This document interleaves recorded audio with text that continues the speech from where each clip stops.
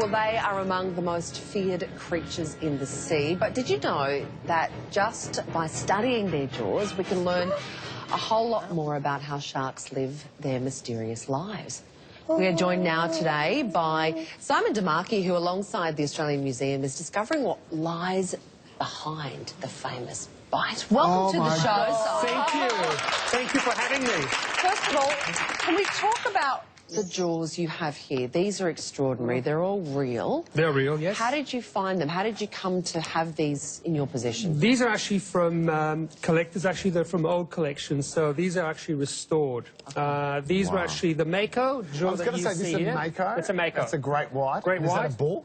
That's a tiger shark. Tiger shark. You know your God. sharks. Yeah. You know your sharks, wow. So were these hunted and killed for their jaws?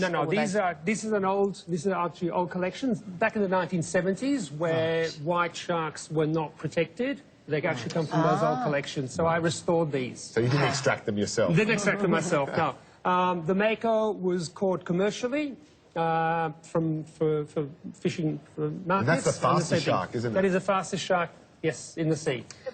Reaches up to maybe up to say 80 kilometres an hour underwater. Yeah, it's a fast shark. I've got to ask why. Why The do fascination. you do this? Because weren't you a flight attendant? I still am. I You're still am. a flight attendant by day. By day, and this is my hobby. That's exactly right. Fascinated by sharks since I was 13. It's one of those creatures that everyone knows something about them. However, there's still a lot of misunderstandings and myths about them. So I decided that I would actually study them and sort of try to get more about them. Can you tell the size of a shark by its jaws?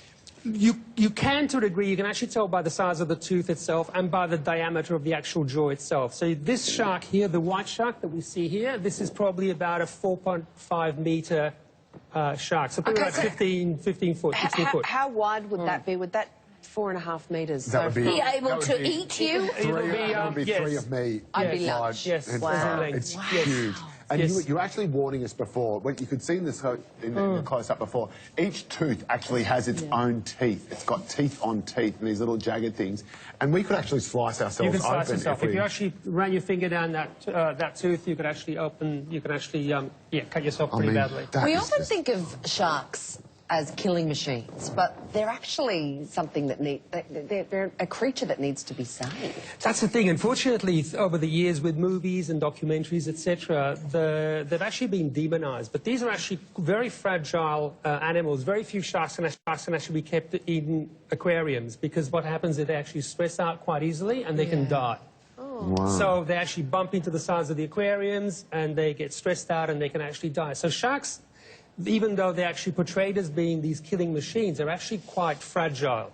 Sharks only have cartilage, they don't actually have bones. So consequently, they don't actually have a rib cage. So when you lift the shark out of the water, all its organs are actually going downwards because it's not actually kept up by the gravity of the water. Wow. So they can actually die easily that way. Right? So they're very fragile. So punching a shark, you can... You can probably get away with it, unless it actually, of course, it opens its mouth, in which case then you have a few issues. Trouble. Yes. And sharks, of course, are known for being apex predators, which is why they're so important to the food chain. They're at the very top. But I think you have some information that they're not always at They're the not top. always the winners on this. Orcas, or otherwise known as killer whales, are probably the smartest mammals around, and they've actually been observed actually and eating sharks. That's In what this we're case, seeing here. there is a clip here that actually shows two orcas grabbing a tiger shark. But in 2017 in South Africa, there was two of them, which were brothers, two orcas, which were brothers, and they were actually hunting and killing white sharks and eating just their livers.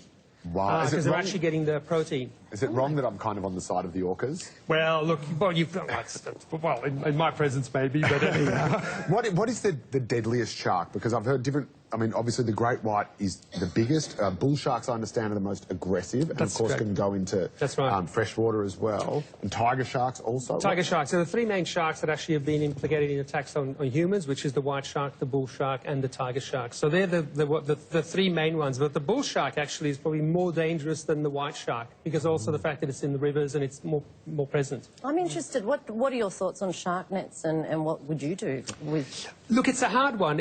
For years they've always thought that if you actually caught sharks in certain areas, you would actually break the pattern. However, research has actually shown that probably that's not the case. Sharks are actually opportunistic feeders. So wherever there's food, they will be there. So taking one shark out of the equation doesn't mean that you are going to remove the rest of them. So they will kind of come in all the time anyway. So they're not really creatures of habit, they're just whatever goes. Whatever goes. Whatever there's food, they will be there. So the wetsuit theory that you're like a dolphin, is The that dolphin, true? Is that... actually, the black ones actually look more like a seal, in which case you're actually more on the menu of the white sharks, and then hence why a lot of wow. divers actually get it. Yes, actually they So get basically the whole east coast of Australia is just one giant pretty much. buffet Yeah, for a that's shark. exactly right. Yes, exactly. Good canapes. People can see these at the Australian Museum as well. I'm actually doing, with the Australian Museum, I was actually lucky enough to actually been asked to come on board too. We're doing a disarticulated skeleton, a whole skeleton of a mako shark. Wow. So we're going to sort of be getting that done in the next few months. Oh my God. And yes, so that's